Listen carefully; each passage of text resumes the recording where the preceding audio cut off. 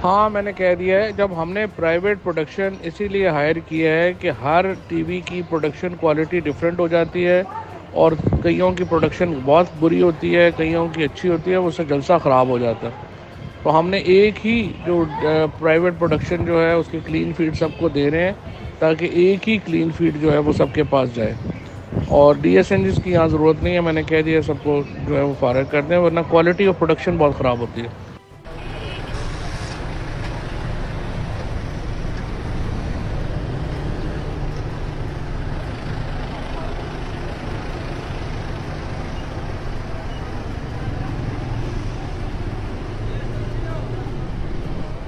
YouTube पर googly TV देखने के लिए youtube.com की सर्च बार में गुगली टीवी टाइप करें। गुगली टीवी के पेज पर सुर्ख रंग के सब्सक्रिप्शन वाले बटन पर क्लिक करना ना भूलिए। YouTube पर अपलोड होने वाली वीडियो से बाखबर रहने के लिए बेल आइकॉन पर क्लिक कीजिए। आपको हर नई आने वाली वीडियो के बारे में नोटिफिकेशन मौसूल हो जाएगा।